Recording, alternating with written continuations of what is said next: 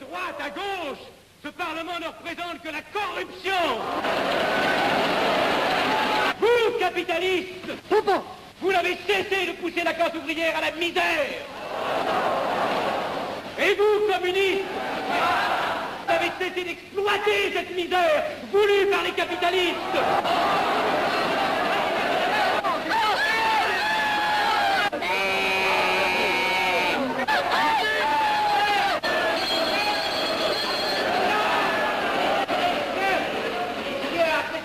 Et vous tous, parlementaires, désuets, des périmés, insultez-moi le parlementarisme.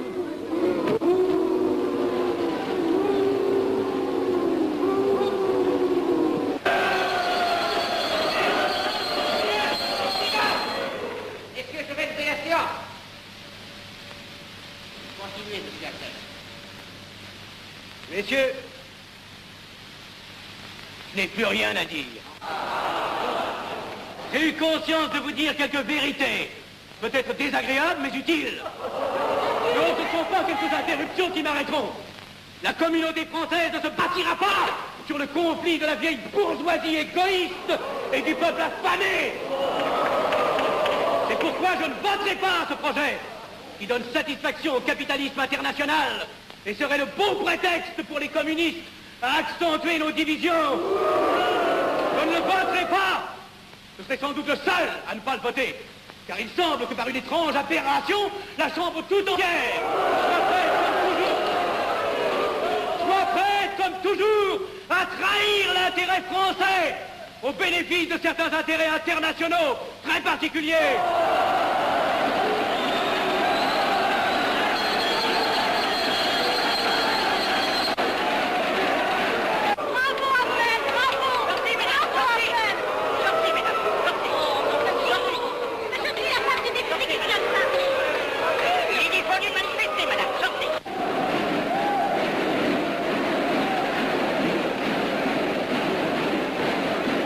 Il a du courage, ce petit Afnel. Ces petits nationaux trop puritains nous font perdre notre temps. Il faudrait l'éduquer un peu. De quelle loge est-il? Il n'est pas de chez nous, mon frère Dubois. Tout s'explique. Voilà un garçon intelligent qui a besoin d'une méthode et de conseils. Présentez-le donc. Il est sensible, il faudra procéder avec précaution. Envoyez-lui la rivière, il saura le persuader. J'y vais.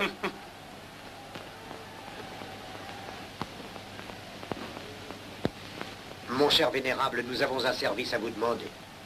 Enfin, dis donc, je vous suis tout dévoué. Le jeune Afnel qui vient de parler assez brillamment devrait subir les épreuves de l'initiation. La maçonnerie lui apporterait beaucoup et le disciplinerait. Ne croyez-vous pas? J'y pensais déjà. Nous allons nous en occuper activement. Alors, je suis brisé. Comment avez-vous trouvé mon discours? Excellent. Vous leur avez dit de fort bonnes vérités. Ouais, ça n'a pourtant servi à rien, ils ont voté le projet. Ça ne sert jamais à rien de dire la vérité. Les gens n'aiment pas la vérité. Ils préfèrent de beaucoup les mensonges. Vous êtes cynique. Non. J'ai une certaine expérience politique, déjà ancienne. À propos, voulez-vous venir un peu avec moi? J'ai quelque chose à vous dire. Volontiers.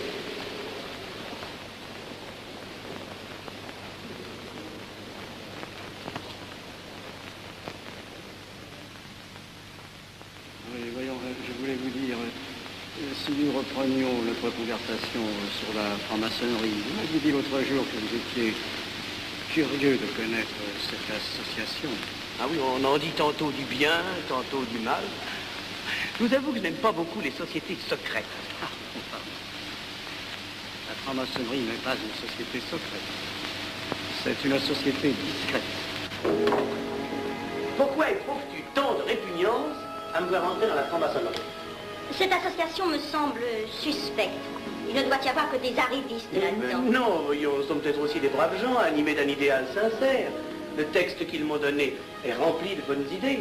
Tu me diras que ce n'est qu'un programme affiché à l'entrée, mais il me paraît loyal. Tu es un honnête homme, mon chéri. Mais tu as un grand défaut. Ah, et lequel? Tu ne vois jamais le mal. Tu imagines que les autres sont bons comme toi-même. C'est pourquoi tu as toujours des déceptions. N'importe, je suis décidé à tenter cette expérience. Alors fais-la. Je souhaite me tromper. Quand vas-tu te présenter chez ces gens? Mercredi. Déjà.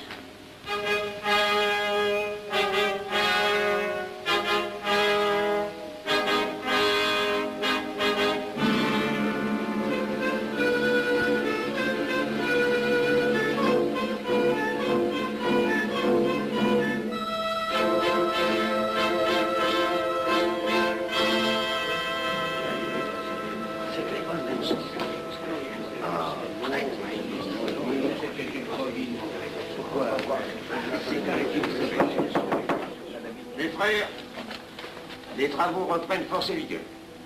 La tenue du comité a voté l'interrogatoire du profane Avenel. Nous allons lire les rapports confidentiels de nos enquêteurs. Pierre Avenel, né en 1902 à Laval, a fait sa première communion. Oh, mon frère Bénédicte, je vous en prie. Mais déclare ne pas pratiquer régulièrement. A même cessé de fréquenter l'église. Très bien. Mais s'avoue spiritualiste.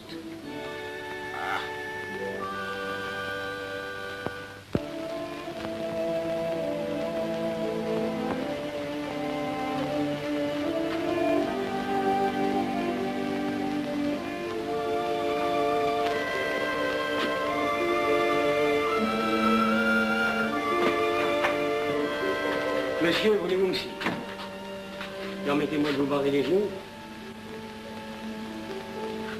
Mes frères, le profane Avenel, qui nous est recommandé par notre frère Gainsbourg, vice-président de la Chambre, est député. Cela ne nous impressionne pas.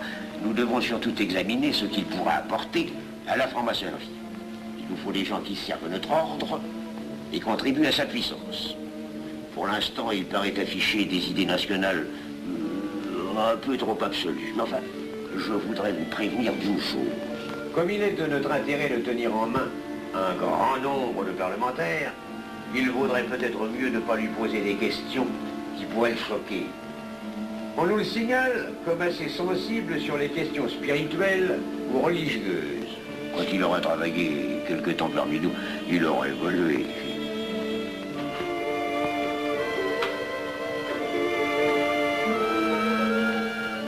Et voilà, le silence le plus absolu, mes frères. Qui frappe ainsi régulièrement à la porte du temple? C'est un profane qui demande à être interrogé, vénérable maître. Faites entrer le profane.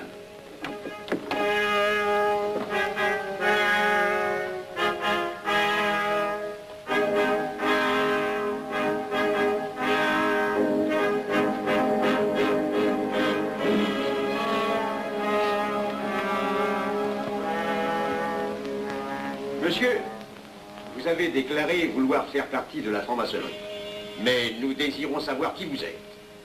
Nous allons donc vous interroger sur vos sentiments, vos croyances, vos idées politiques. Répondez-nous sans vous troubler, mais en nous disant la plus stricte vérité. Consentez-vous à cet interrogatoire? J'y consens. Monsieur, croyez-vous en Dieu? Et pourquoi? Vous semblez être déçu par ce premier contact avec la maçonnerie. Mais l'interrogatoire est assez pénible. J'ai dû paraître ridicule. Vous vous trompez.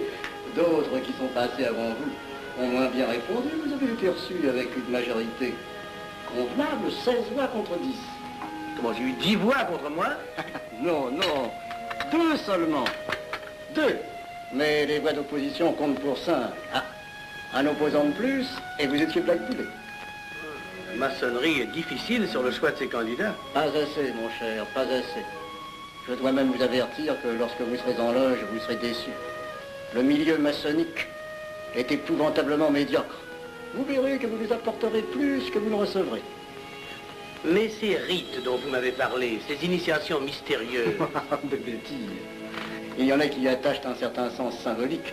La plupart des maçons ritent eux-mêmes de ces vieilles pratiques désuètes. Seulement le jour de votre initiation, tenez-vous bien, les épreuves de la cérémonie ne sont pas commodes.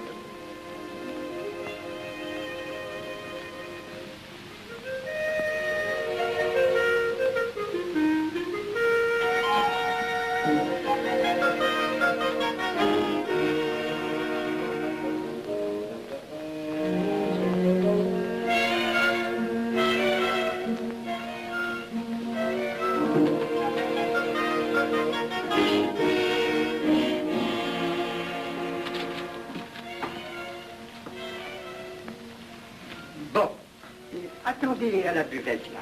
On viendra vous chercher. Alors, mais c'est entendu, mon cher, je m'occupe de ton affaire. Tu peux compter sur moi. Mais c'est entendu. Excuse-moi, la tenue va commencer, je suis un peu en retard. Viens, viens.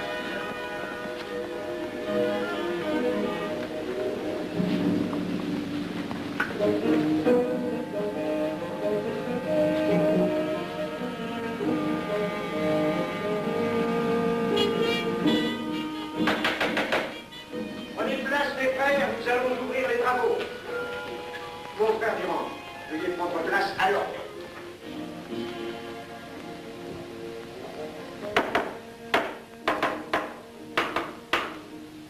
Frère premier surveillant, êtes-vous franc-maçon?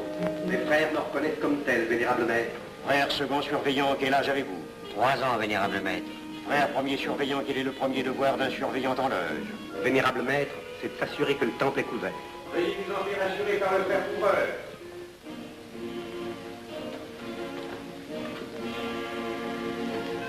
Le temple est couvert, vénérable maître. Frère second surveillant, quel est le second devoir des surveillants en loge? Vénérable maître, c'est de s'assurer que tous les frères présents sont membres réguliers de la loge ou visiteurs connus. Debout, et alors, mes frères. Frère premier second surveillant, assurez-vous que tous les frères rangés devant vos colonnes sont membres réguliers de la loge ou visiteurs connus.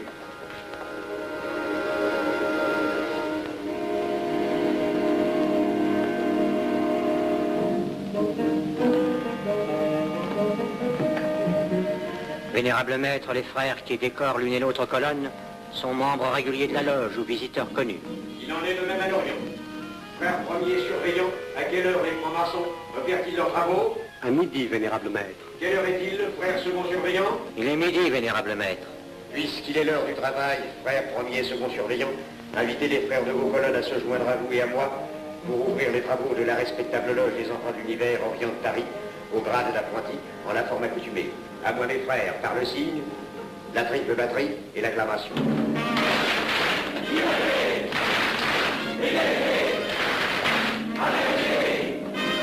Prenez place mes frères, les travaux sont ouverts.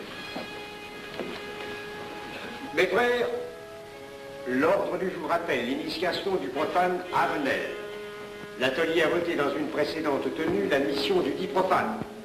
Nous allons donc ce soir le recevoir solennellement.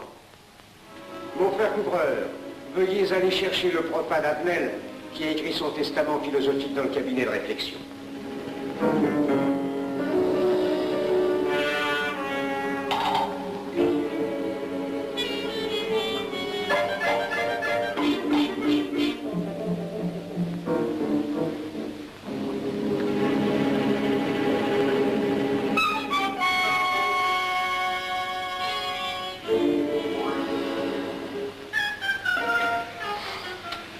Rigolo leur truc.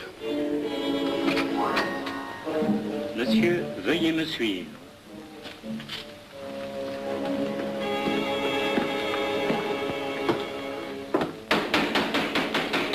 Qui frappe ainsi régulièrement à la porte du temple? Vénérable maître, c'est un profane qui demande à être reçu maçon s'il en est jugé digne. Frères, armez-vous de vos glaives. Faites entrer le profane.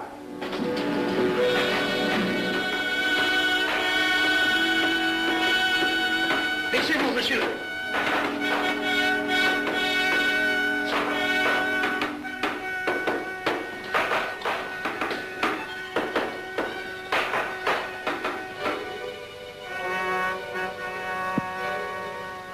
Monsieur, cette épée que vous sentez sur votre poitrine est toujours levée pour punir le parjure.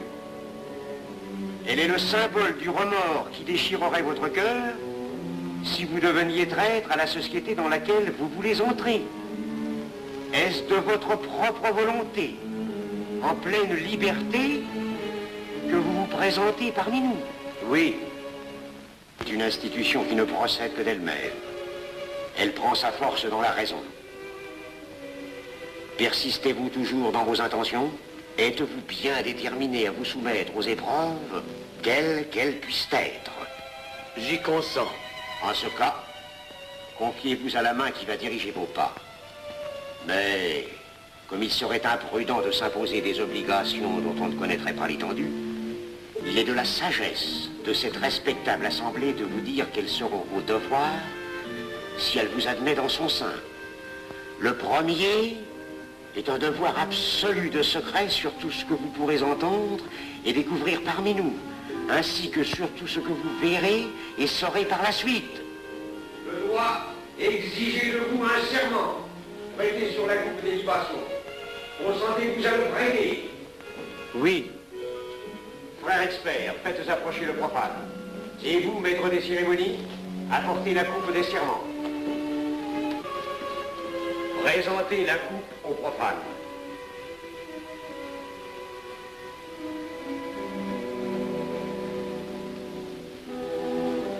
Prononcez avec moi le serment. Je m'engage sur l'honneur, au silence le plus absolu, sur tous les genres d'épreuves qu'on pourra me faire subir. Je m'y engage. Vous devez connaître toute l'importance d'un serment. Si jamais vous manquiez à une parole aussi solennellement donnée, buvez. Buvez! Buvez! Que ce breuvage amer soit pour vous le symbole de l'amertume et du remords que laisserait dans votre cœur le parjure qui aurait souillé vos lèvres. Frère expert, emparez-vous du profane et faites-lui faire son premier voyage.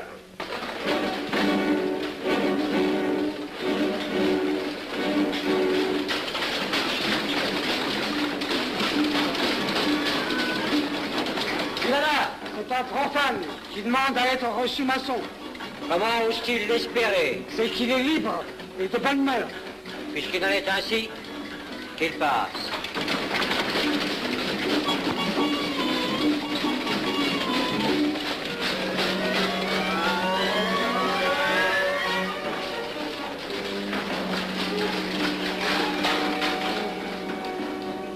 Monsieur, le voyage symbolique que vous venez de faire est l'emblème de la vie humaine. Le bruit que vous avez entendu figure les passions qui l'agitent. Les obstacles que vous avez rencontrés peignent les difficultés que l'homme éprouve et qu'il ne peut vaincre ou surmonter que grâce à l'aide qu'il trouve dans ses semblables. Frère expert, faites faire le deuxième voyage.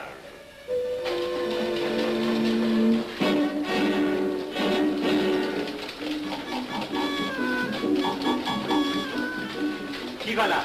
C'est un profane qui demande à être reçu maçon. Comment ose-t-il l'espérer? C'est qu'il est libre et de bonne mœurs. Puisqu'il en est ainsi, qu'il passe, et qu'il soit purifié par l'eau.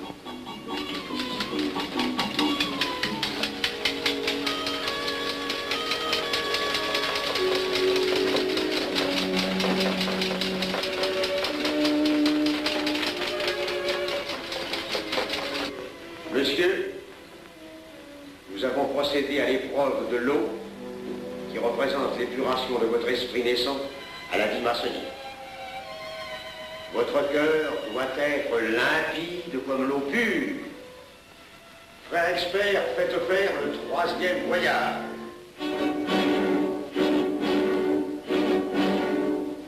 Qui va là? C'est un profane qui demande à être reçu maçon. Comment ose-t-il l'espérer? C'est qu'il est libre et de bonne mœurs. Puisqu'il en est ainsi qu'il passe par les flammes.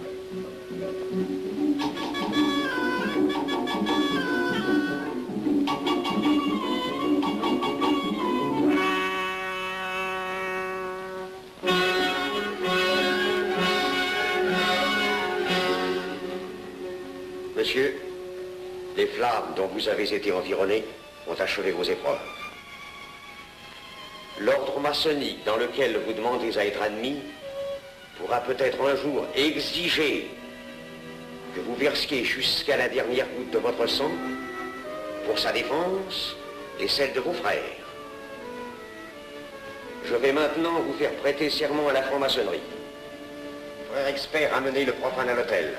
Mes frères, debout, à l'ordre et lèvent vos mains.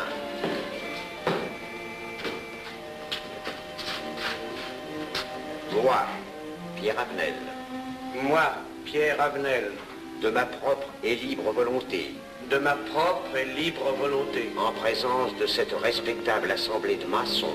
En présence de cette respectable assemblée de maçons. Je jure et promets solennellement.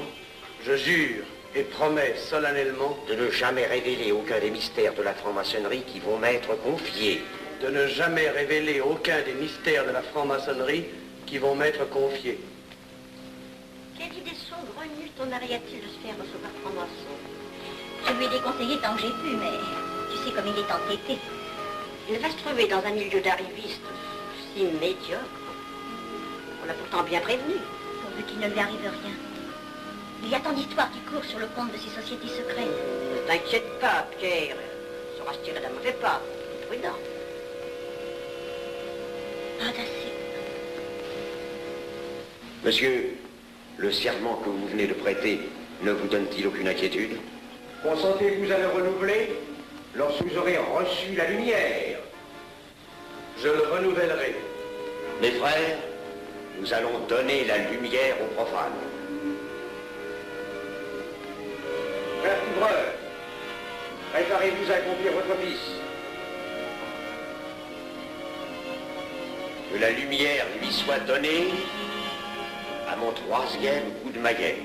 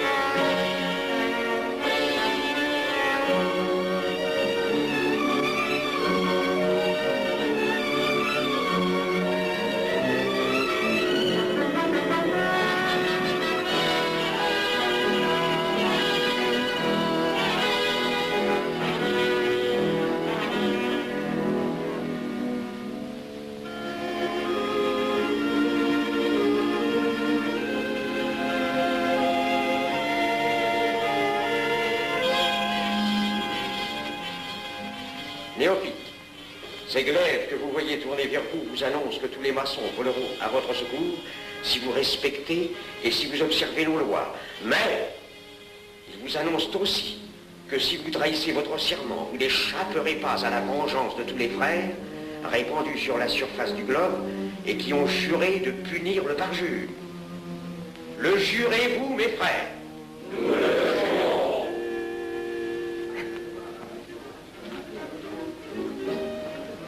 Mes frères, à la santé de notre nouveau frère. À votre santé.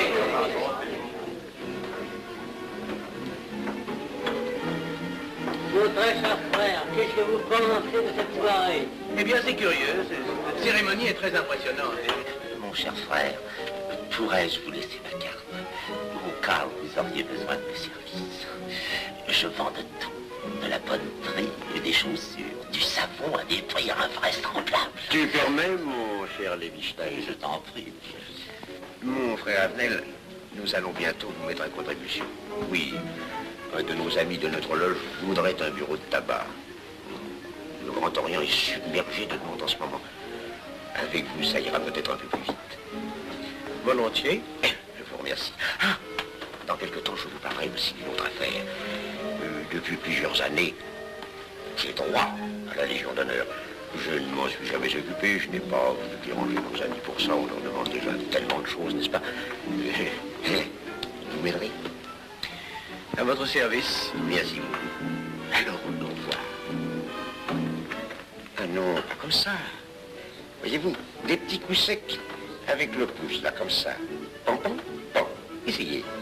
Pam, pam, pam. Et ben voilà.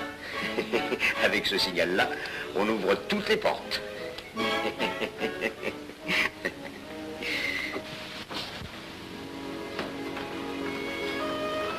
Alors, content? Bon. Tu as l'air contrarié. Oh non. Déjà déçu? Pas encore. Tu me raconteras la séance. Ah, j'ai juré de ne rien dire. Même à moi? Écoute, c'était pas ridicule. C'était étrange.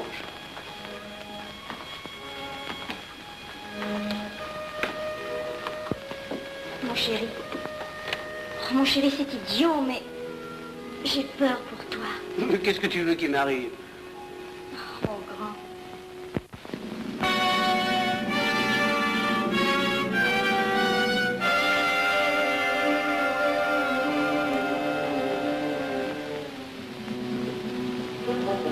Mon très cher frère Avenel, vous êtes député. J'ai un service à vous demander. Tous les détails sur la bureaucratie. Mon très cher frère, si vous pouviez m'obtenir cette place, vous me feriez plaisir. Mon cher, donnez donc un coup de téléphone au préfet, qu'il m'ôte cette contravention. Demandez la liberté, le scandale fascinateur. Mon très cher frère Avenel, j'ai besoin d'un bon témoin de moralité dans un procès. C'est un de nos frères qui passe en correctionnel. Il est bien un peu coupable, mais avec un peu d'appui. Et pour manifester cette solidarité maçonnique, je suis sûr que vous voudrez bien vivre. L'arrestation du banquier Charles Lévy. Le crime des banques coopératives. Un nouveau scandale financier. Il faut l'exclure, c'est une fripouille. Oui, évidemment, c'est une fripouille, mais puisque personne ne le sait, nous pouvons le garder parmi nous. Non! Mais je comprends très bien vos réactions, mon cher Avenel. Mais tenez, je vais vous citer un exemple. J'ai vécu pendant 20 ans en maçonnerie avec un frère que je considérais comme un escroc. Ben, je n'ai rien dit, parce que c'était un excellent maçon. Nous ne sommes pas du même avis.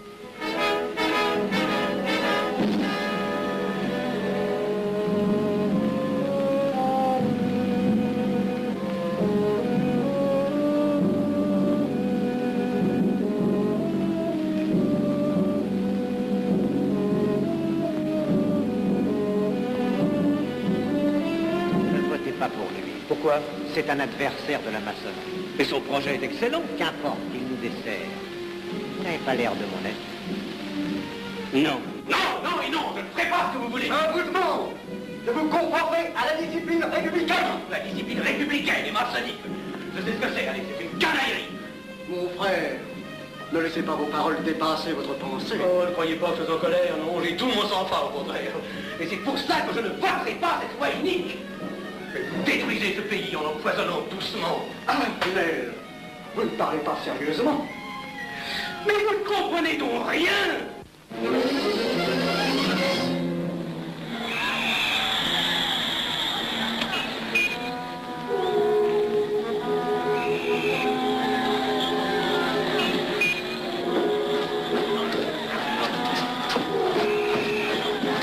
Que se passe-t-il? Regardez. Mais calmez-vous, mon vieux. Ce n'est rien. Rien.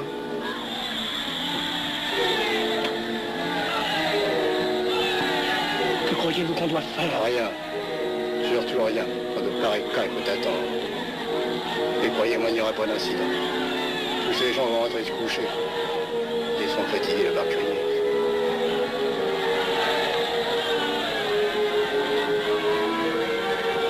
Qu'en pensez-vous, Avenel? Je voudrais être avec eux, place de la Concorde. Vous ne parlez pas sérieusement? J'ai pas envie de rire.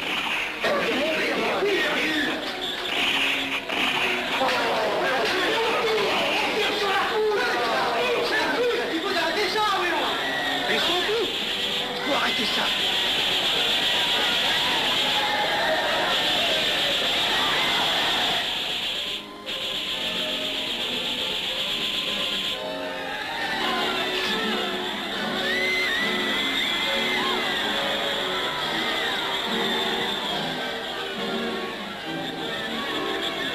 Que faire? Trop tard. On tire encore. Feu.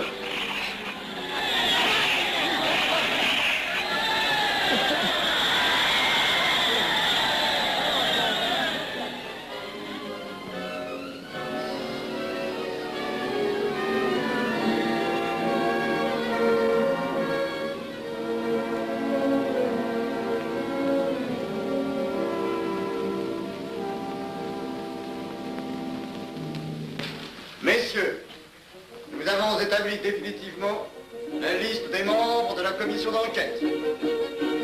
Tout le monde est bien d'accord pour la soumettre au vote de la Chambre. Pas d'objection?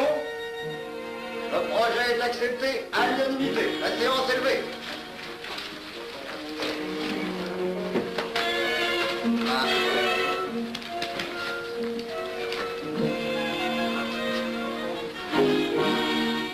Vous pensez que ça va marcher?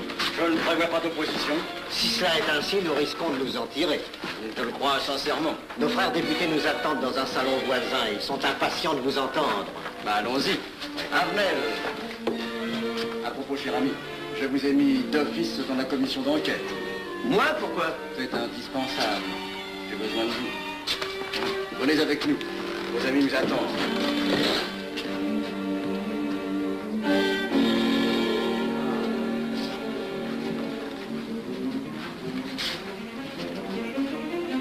Mes frères, puisque nous sommes entre nous, je puis vous dire bien confidentiellement que nous allons traverser ces événements graves sans trop de dommages.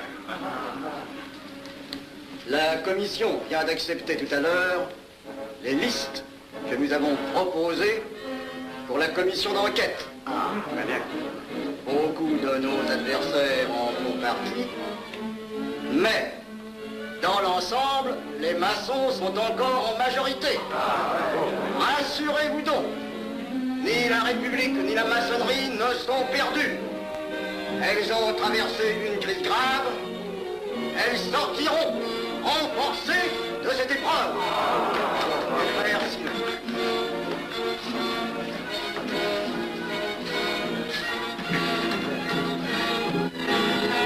Demandez l'anti-Marfond, le scandale de la commission d'enquête! Demandez l'anti-Marfond, le scandale de la commission d'enquête! Vous me demanderez successivement le Quai d'Orsay, la Banque de France, l'état-major, le secrétaire général du Parti radical socialiste, le temps et les usines d'aviation Guerlain. Bien, monsieur.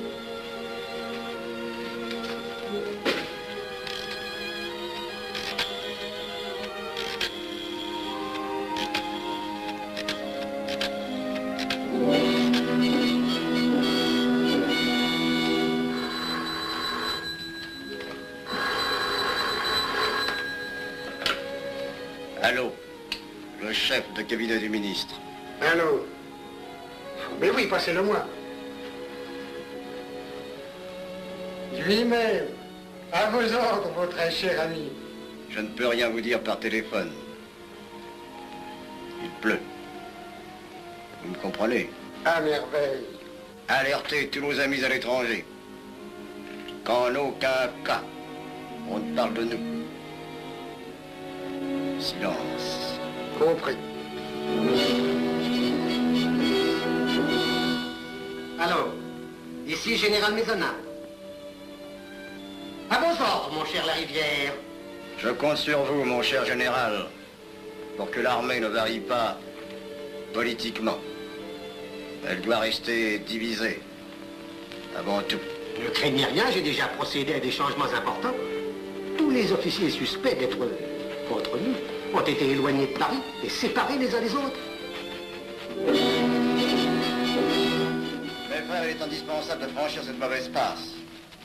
Il ne faut pas trop de mouvement de course. N'est-ce pas, mon frère sous-gouverneur? Nous maintiendrons la monnaie. La presse de droite doit essayer d'attaquer la presse de gauche. Pendant quelque temps. Pour donner le change. C'est entendu.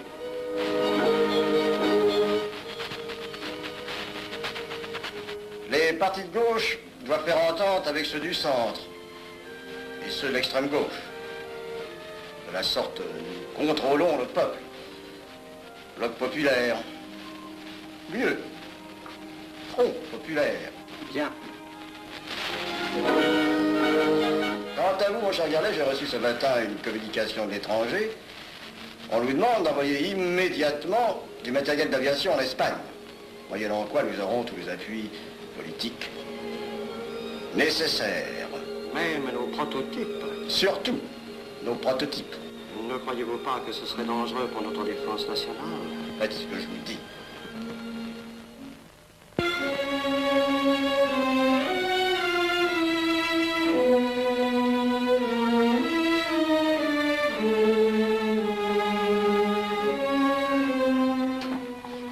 Monsieur Avenel. Faites entrer. Ah, bonjour, cher ami. Comment on va? Bien, merci. Ah, je vous ai fait appeler. Que se passe-t-il? On ne vous voit plus. Vous le boudez? Oh non. Cigarette. Non, merci. Dites-moi, pourquoi avez-vous refusé de faire partie de la commission d'enquête? Oh, j'ai beaucoup de travail en ce moment et je fais déjà partie d'autres commissions. Avenel, répondez-moi franchement. Ce n'est pas parce que nous avons eu l'autre jour une petite discussion bien fraternelle? Eh bien, justement, si.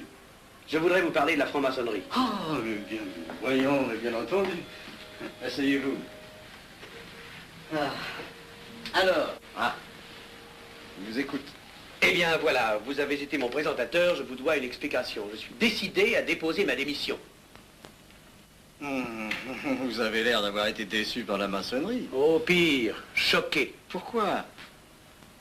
Mais confessez-vous, mon vieux. Vous ne serez pas le premier maçon qui m'aura ouvert son cœur. Qu'est-ce qu'on vous a fait? Mais à moi, personnellement, rien. Mais je trouve ce milieu maçonnique... pourri d'arrivistes écœurants. Je vous l'accorde. Ah, je ne vous le fais pas dire. Oh, croyez-vous que je sois dupe? Alors, je ne comprends pas. Tant de vertu affichées sur le programme à la porte. Tant de mystère à l'intérieur pour ne cacher que ces petites combines, ces appétits de comitard. Je m'attendais à trouver des hommes dévoués, sinon supérieurs. Au lieu de ça, je n'ai rencontré que des quémandeurs de bureaux de tabac ou de décoration, ou alors des fripouilles qui cherchaient à m'utiliser pour échapper à des condamnations. En dehors d'eux, des phraseurs, des sectaires ignorant tout, ne connaissant rien de l'histoire de leur pays, rien de l'histoire du monde, rien de la politique, rien de la philosophie, rien. Ah, des cerveaux vides, mais des dents longues et des langues folles. Et c'est cela qui gouverne la France. Quel grade avez-vous maintenant? J'ai été initié à la maîtrise il y a peu de temps. Eh bien, si vous avez le courage de vivre encore quelques années dans la médiocrité des ateliers bleus, vous passerez ensuite aux ateliers supérieurs. C'est mieux? C'est autre chose. Voyons, vous êtes 33e, n'est-ce pas? C'est le grade le plus haut dans la maçonnerie. Mon petit Avenel, je vais vous révéler, quoique je ne le doive pas, ces fameux secrets maçonniques dont on fait tant de mystères. En maçonnerie, on cache tout aux petites gens.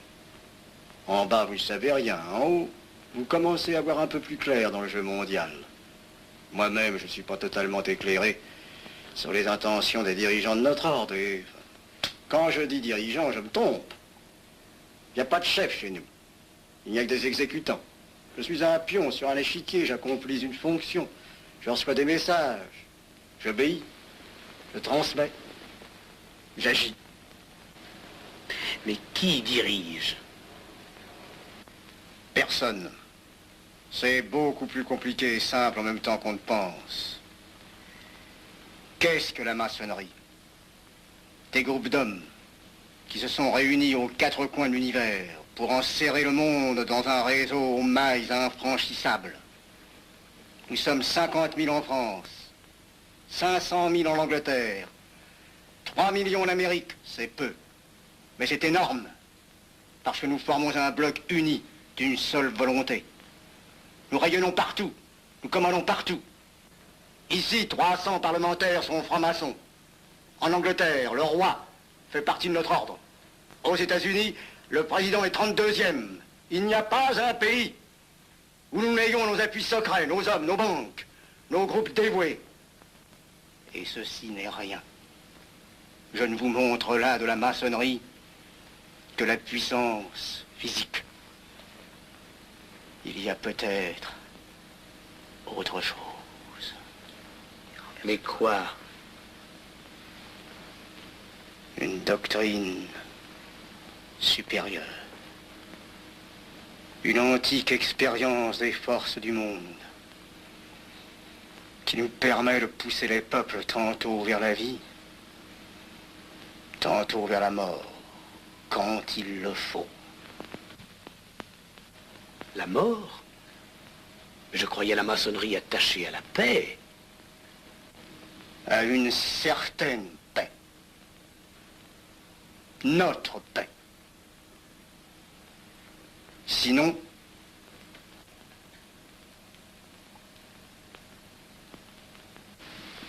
alors,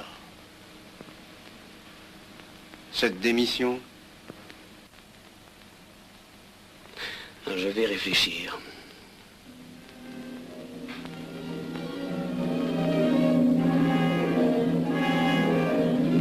Alors, il n'y a qu'une solution, la guerre. Pour réussir à déclencher la guerre, la maçonnerie a besoin de tous ces hommes. Sur combien de voix pouvons-nous compter à la Chambre? Nos frères parlementaires sont à peu près tous sûrs. Sauf un que j'oserais nommer, car il fait partie de notre loge. Qui donc? Avenel. Il tient des propos contre le Grand Orient et qu'il accuse de vouloir déclarer la guerre à l'Europe. Je n'ai jamais eu confiance en ce type-là. C'est une faute de l'avoir laissé entrer ici. Nous pouvons encore leur amener de meilleurs sentiments. D'autres que vous réussissiez. Qui sait? Nous avons peut-être les moyens pour ça.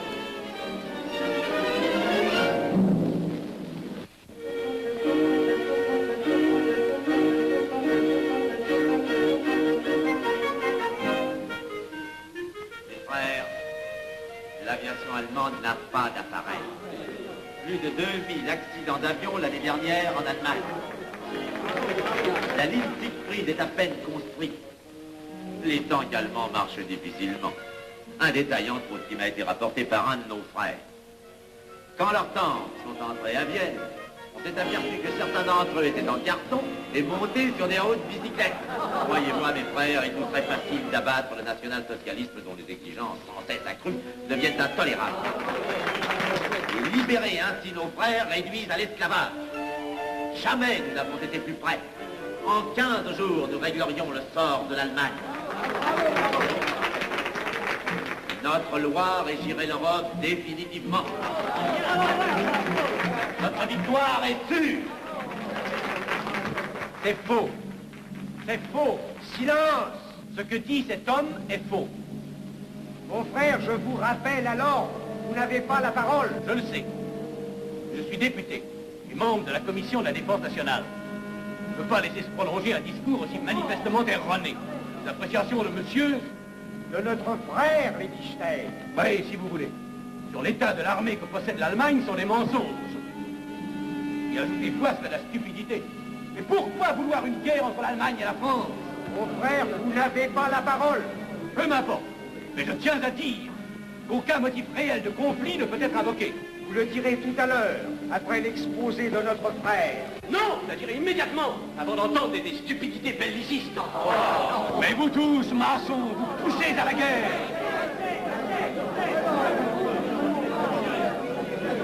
Pour que ce pays soit gouverné par vos lois, par les Juifs, et la maçonnerie surtout.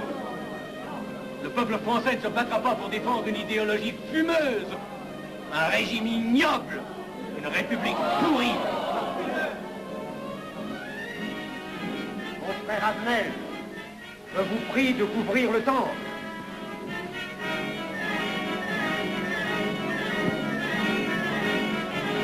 Vous êtes tous des menteurs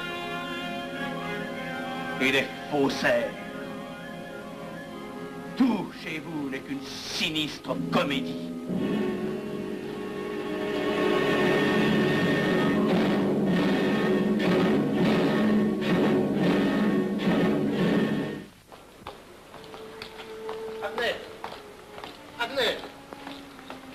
Avenel, excusez-moi, comme vous, j'habite Neuilly, c'est pourquoi je me permets de vous rejoindre. Mais vous avez fort bien fait, monsieur. J'étais près de vous à l'avenue. Je voulais vous féliciter. Oh, merci. Vous avez très bien fait de leur crier des vérités. Ce sont des fous. Malheureusement, il est impossible de leur faire entendre raison. Les événements sont pourtant indiscutables. Oui, oui. Dites-moi, j'ai des documents confidentiels sur l'action actuelle de la maçonnerie qui peut-être vous intéresseraient. Des documents? Oui, oui, des documents. Vous êtes député, il serait utile et urgent que je vous les communique. Mais je crois bien, où sont-ils? Chez moi, pas très loin d'ici. Si vous avez quelques minutes. Oui, volontiers, allons. Alors, qu'est-ce qu'on décide? Pétard ou couteau? Le couteau, ça fait moins de bruit. Attention, les voilà.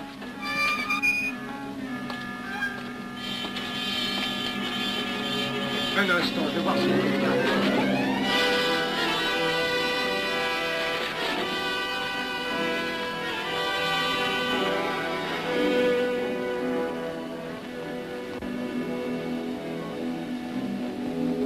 Ne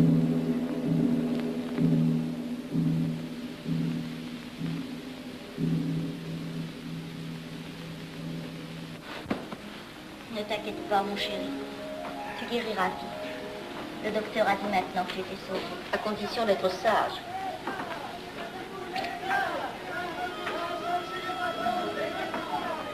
Qu'est-ce qu'on entend?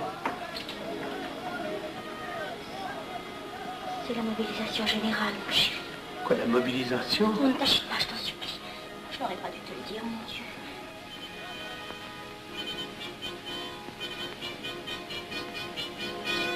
T'en fais pas, mon chéri. Tu reviendras vite.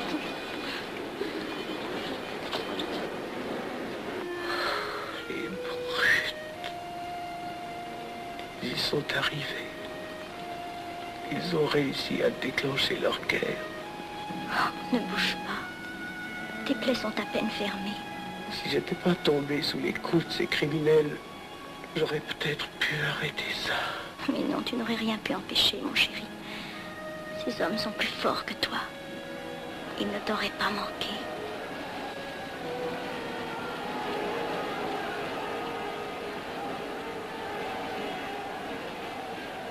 Qu'est-ce que c'est?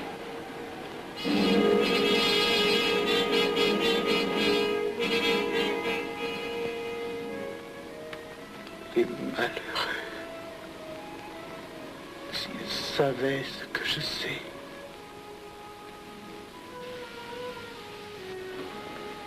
Mes frères, nous pouvons affirmer en toute sérénité que la franc-maçonnerie universelle a présentement atteint son but. Cette guerre qui est la nôtre est déclarée. Elle doit aboutir au triomphe de notre ordre. Il importe que le monde soit définitivement gouverné selon nos méthodes et par nos idées. Debout et alors. Frère premier surveillant, à quelle heure ferme-t-on les travaux? À minuit, vénérable maître. Quelle heure est-il, frère second surveillant? Minuit, vénérable maître. Puisqu'il est minuit et que nous avons accompli notre œuvre, je déclare les travaux clos à mon coup de maillet. Retirons-nous en paix, mes frères, sous la loi du silence.